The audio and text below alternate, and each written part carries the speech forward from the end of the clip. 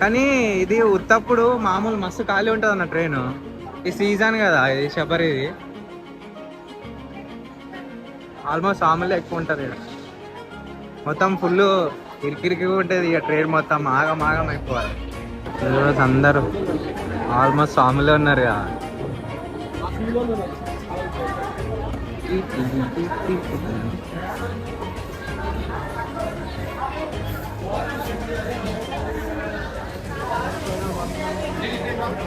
S7 అన్న ఇదే, S7 ఇదే. మన సీట్లు ఏడున్నాయో ఎత్తుకాలి. డబ్బా దొరకడం ఎక్కువ ఎత్తు అయితే సీట్లు దొరకడం ఇంకో ఎత్తు. నాయనో సీట్లు ఏడున్నారా బాబు.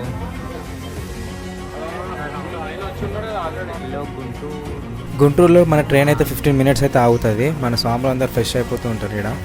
ఆల్మోస్ట్ ఈ పక్క స్వాములు అందరూ స్నానం చేసుకుంటూనే ఉన్నారు. మీరు ఇక్కడ చూడవచ్చు మొత్తం వీడియోలో. మన ట్రైన్ జర్నీలో డే 2 అయితే కాఫీతో అయితే స్టార్ట్ అయింది. ప్యాంట్రీ కాఫీ అయితే సెట్ ఉండే coffee and instant coffee price వచ్చేసి 15 రూపీస్. మనం 2 o'clock కల్లా మనం కోటాయంకి అయితే రీచ్ అయిపోయినాం.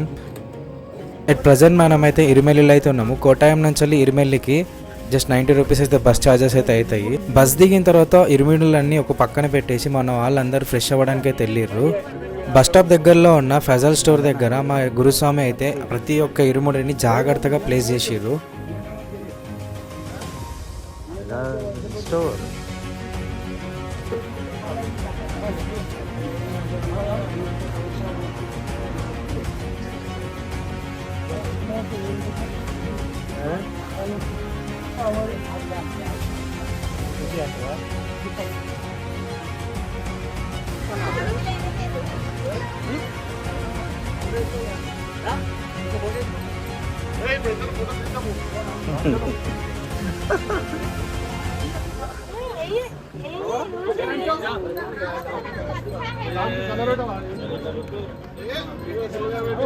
పప్పానా నయ్యన్నా గురు.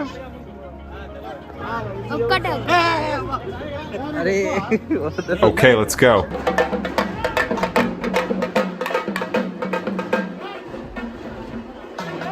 ఫైనల్గా మేము రంగోలీ ఆడిన తర్వాత నా ఫేస్ అయితే ఇలా తయారైపోయింది. చిన్న పాదం ఎక్కేటప్పుడు మాకైతే మామూలు చిక్కలు కనిపించలేదు. అప్పుడు అనిపించింది దారి కఠినంగా ఉంటేనే మాలాధారణ గురించి తెలిసేది, ఇది తట్టుకొని శబరిగిరీశ వెళ్తేనే ఫలితం ఊహించని విధంగా ఉంటుందని.